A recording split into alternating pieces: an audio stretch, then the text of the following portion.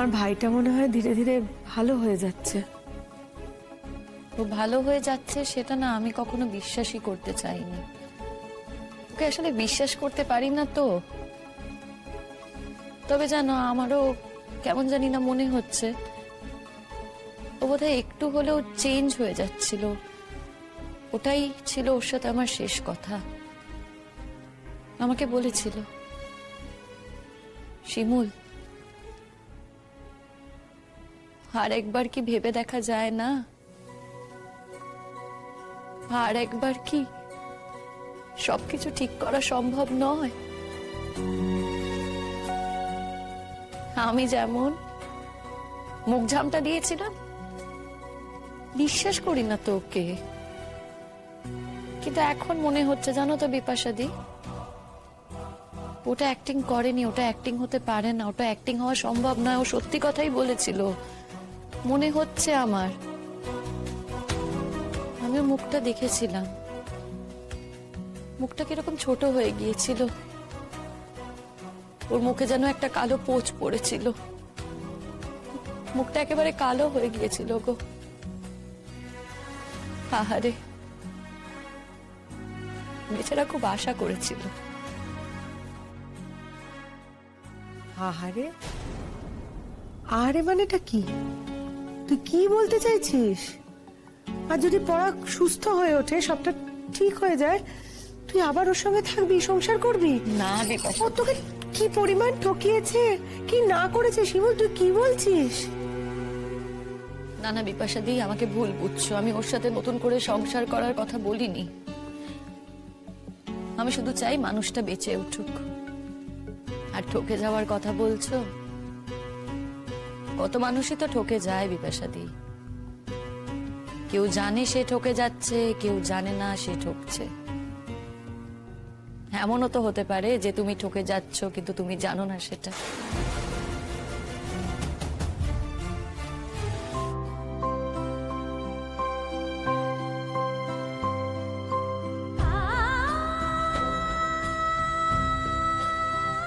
আমি জানি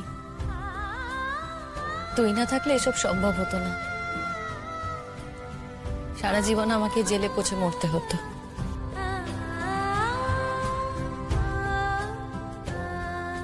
তোমরাও আমার জন্য অনেক করেছো, অনেক। তবে হ্যাঁ, এটা আমি জানি যে এর মূল কাণ্ডারি তুই ছিলি। তুই না থাকলে হয়তো এতটা হতোই না। আমি ঋণ স্বীকার করবো না তোর কাছে। তুই আমার বন্ধু, সারা জীবনের বন্ধু, আমার সুখ দুঃখের সাথী তুই। ঋণ স্বীকার করে আমি তোকে অসম্মান করতে চাই না।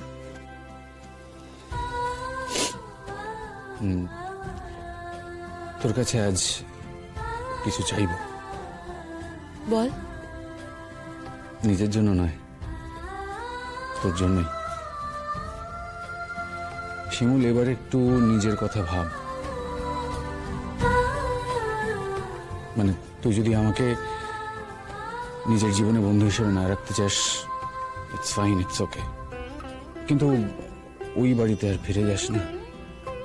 আবার নতুন করে কোনো ঝামেলায় জড়িয়ে পড়তে পারিস। না না, ওই বাড়িতে যাওয়ার কোনো বিষয় নেই।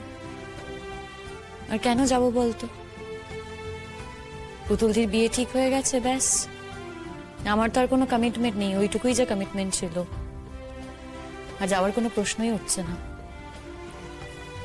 দেখি আজকের দিনটা বিপাশাদির বাড়ি গিয়ে একটু বিশ্রাম নেব, তারপর না হয় ভাববো। আর সেই ভাবনার মধ্যে কোথাও একটা আমি থাকলে আমি খুশি হব, ধন্য হব। তোকে বাদ দিয়ে এখন কোনো ভাবনাই আমি ভাবতে পারবো না।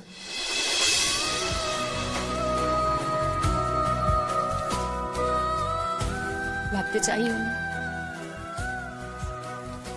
ভাবা সম্ভব না। এটাই লাখ কথার এক কথা।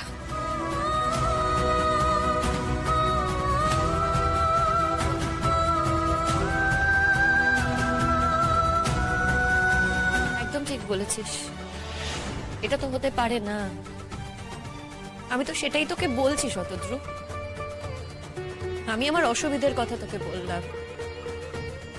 দেখ, আমার সুবিধে অসুবিধের কথা আমি তোকে ছাড়া আর কাকে বলবো বল?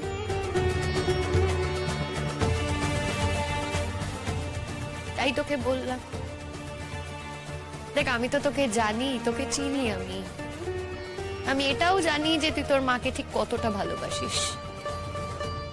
আর কালকে কাকিমা যা করেছে তার জন্য আমি এটাও জানি যে তোর খুব খারাপ লেগেছে, তুই সে কথাও আমাকে বলেছিস।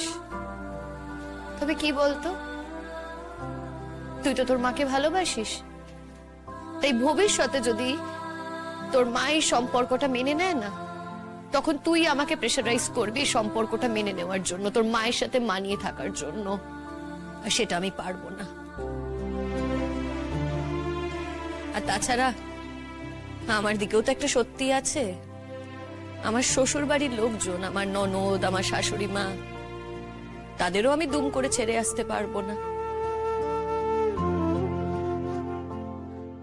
হ্যাঁ, এটা ঠিক যে আমার স্বামীর সাথে আমার কোনো সম্পর্ক নেই, কিন্তু ওই দুটো মানুষ, তাদের সাথে তো আমার সম্পর্ক আছে।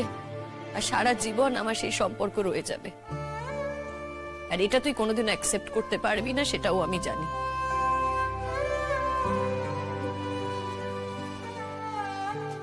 শিমুল, এটা একটু বেশি ভালো মানুষই হয়ে যাচ্ছে না? হ্যাঁ, যে মানুষগুলোকে তুই দুদিন আগে চিনতিস না, at the cost of those people তুই আমাকে ইগনোর করছিস, আমার ভালোবাসাটাকে ইগনোর করছিস, আমাকে নিজের জীবন থেকে সরিয়ে দিচ্ছিস। এটা একটু বাড়াবাড়ি হচ্ছে না? হ্যাঁ, তুই আমার মায়ের এক্সকিউজ দিচ্ছিস, অজুহাত দিচ্ছিস, কিন্তু তুই তো নিজে ওদেরকে ছাড়তে পারছিস না। আমি তো বলছি তোকে, আমি পারছি না।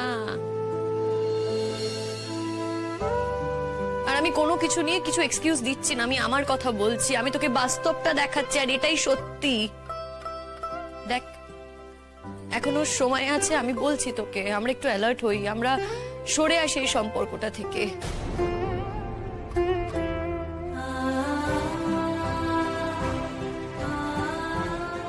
তুই বরঞ্চ একটা ভালো মেয়ে দেখে বিয়ে কর। হ্যাঁ রে শতদ্রু,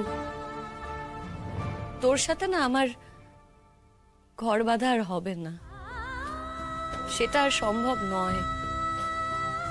আমি এই সম্পর্কটার মধ্যে থাকতে চাই না শতদ্রু। দেখ, এটাও তো সত্যি যে আমার এখনো ডিভোর্স হয়নি, আমি এখন আমার শ্বশুর বাড়িতেই থাকি। আমি বিয়ে হয়ে যাওয়া একটা মেয়ে। শুধু শুধু তুই তোর জীবনটা কেন আমার জন্য ধ্বংস করবি বল? দরকার নেই তো। তার থেকে তোর মা যেটা বলেছে তুই সেটাই কর। ভালো মেয়ে পেয়ে যাবি, একটা ভালো মেয়ে দেখে বিয়ে করে নে। বুঝেছি, বুঝতে পেরেছি। তুই আমার মায়ের কথাগুলো রিপিট করছিস, তাই না? রিপিট নয়, এটাই তো সত্যি। দেখ, কাকিমা যেগুলো বলেছে সেগুলো তো ভুল কথা নয়। আর আমি তো এত বোকা নই যে আমার বোঝার মতোই বোধ বুদ্ধি নেই, সব কথাই তো ঠিক। বিপাশা দি বলছে আমাকে না বাড়ি যেতে হবে গো, দেরি হয়ে যাচ্ছে। তো তোমাদের যা কথা বলার আছে বলো। হ্যাঁ, আসি আমি। শিমুল, তুই যাচ্ছিস তো? যা, তবে যাওয়ার আগে একটা কথা শুনে রাখিস। আমি কিন্তু নিজে থেকে আর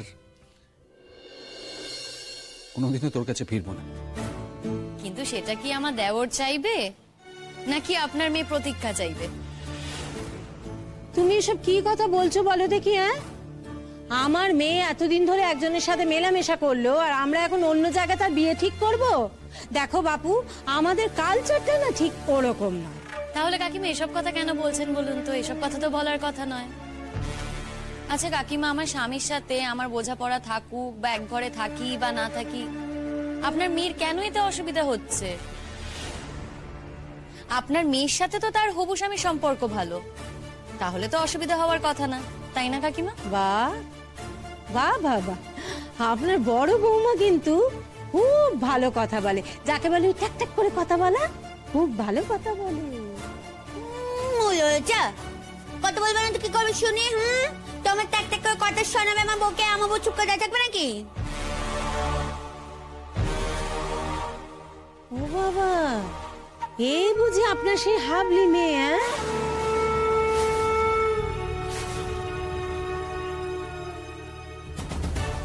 আমি কতবার জানেন আমার মেয়েকে বলেছি যে যা করবি মা বুঝে শুনে কর, ও বাড়িতে বিয়ে করতে চাইছিস বুঝে শুনে কর।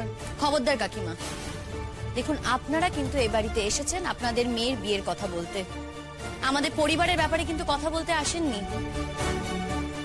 তাহলে কেন বলুন তো, সব যখন জেনেই আপনার মেয়ের বিয়ে দিচ্ছেন, তাহলে আমাদের পরিবারকে এইভাবে অপমান করছেন কেন?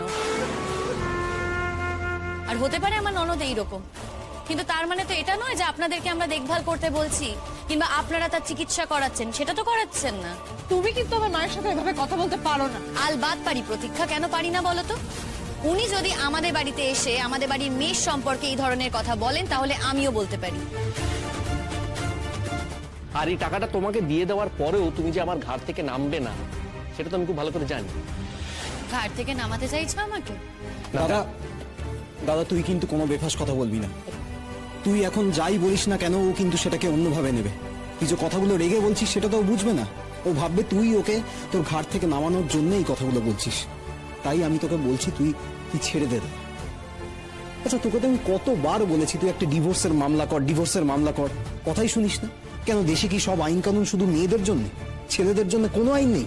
দেখো, মামলা তুমি করতেই পারো, মামলা করতে তো আমি আটকাচ্ছি না কাউকে, কিন্তু মামলা করলে আবার খোরপোশের টাকা দিতে হবে। এখন যে টাকাটা দিচ্ছ সেটা তো আমার জীবনের দাম। দেখো, আমি যদি মরেই যেতাম তাহলে তো তোমার কাছ থেকে টাকা চাইতে পারতাম না, কিন্তু এখন তো আমি বেঁচে আছি, আমি টাকা চাইতেই পারি। তাই যদি ডিভোর্স ফাইল করো তাহলে কিন্তু খোরপোশের টাকা আমি দাবি করবো, তার সাথে আরো যা যা টাকা প্রয়োজন হয় সেটা আমি চাইবো। এত সহজে তো আমি তোমাদের ছেড়ে দেবো না।